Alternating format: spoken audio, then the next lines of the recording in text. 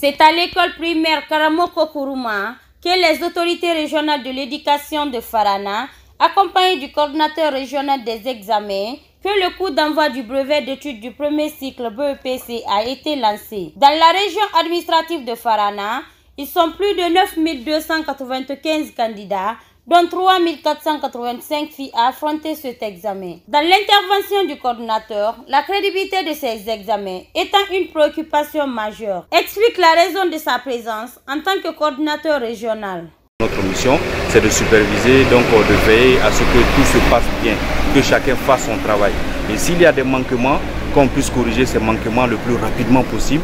Et à défaut, s'il y a des manquements qui ne peuvent pas trouver de solution maintenant, c'est de remonter ces rapports-là pour que dans les prochaines fois, que ça soit corrigé.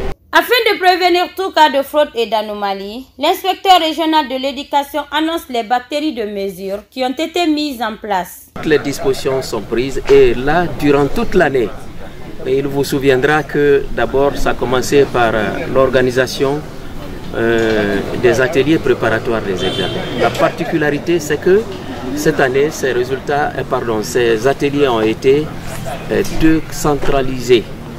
Il y a eu la phase nationale qui a regroupé les cadres nationaux et les inspecteurs régionaux de l'éducation, qui à leur tour, les inspecteurs sont venus au niveau de leur localité pour faire le même exercice.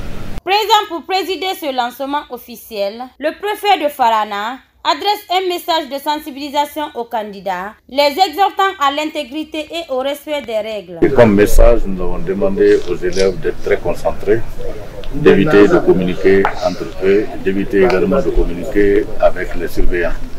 Aux enseignants, c'est-à-dire les surveillants, nous avons demandé de respecter le règlement en la matière des examens en Guinée. Notez que la présence des hautes autorités à ce lancement officiel témoigne de l'engagement du gouvernement guinéen à assurer des examens fiables et crédibles. Car la réussite de cette session du BEPC, libre de toute fraude, est cruciale pour l'avenir des jeunes et la qualité du système éducatif guinéen.